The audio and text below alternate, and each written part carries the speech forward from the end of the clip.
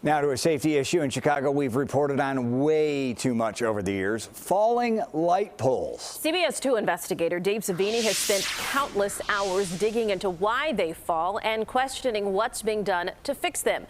Dave joins us now from the Loop, and Dave, now comes a possible solution. Brad and Erica, it took 7 years of our investigations into rusted poles with rusted bolts to get here. This one actually looks pretty good to some of the ones we uncovered. I really think it's a safety issue for anyone in the city of Chicago. Maya Kirk was struck by a falling light pole walking to work in the Loop. She called out the city of Chicago for failing to maintain, repair, or replace light poles citywide. Are they gonna wait until it kills somebody?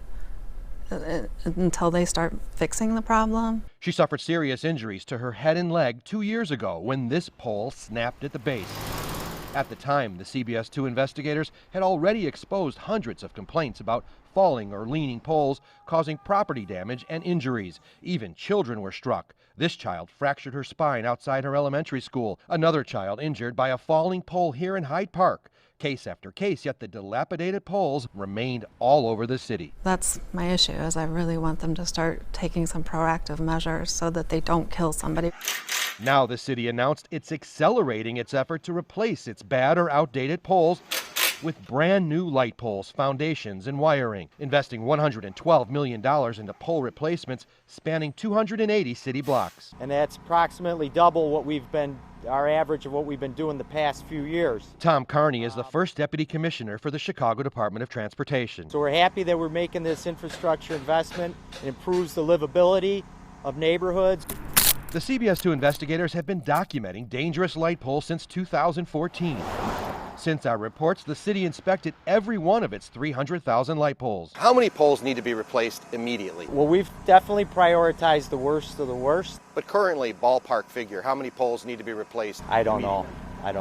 Infrastructure experts tell the CBS 2 investigators light poles like these that sit on a metal box where all the wiring is housed is a design that creates the right conditions for accelerated rust, trapping moisture inside from rain and snow along with road salt. In Kirk's case, the light pole had a decorative cover that also traps moisture from rain and snow. Since her injury, the city says it planned to repair or replace about 100 of these poles too. These poles can kill somebody, and I'm lucky to be alive. Now, the city failed to sand and paint and maintain thousands of these poles over the years. The new poles are made of aluminum, which should not corrode as fast. Brad and Erica. Well, Dave, Maya Kirk filed a lawsuit against the city after her injuries. Where does that suit stand now? From my understanding, it's in the discovery period, which means the city has to turn over documents about that pole, the maintenance of that pole, and who knew what and when. And also, city officials are going to be deposed if they haven't already been. Dave Savini reporting, investigating for us. Thank you.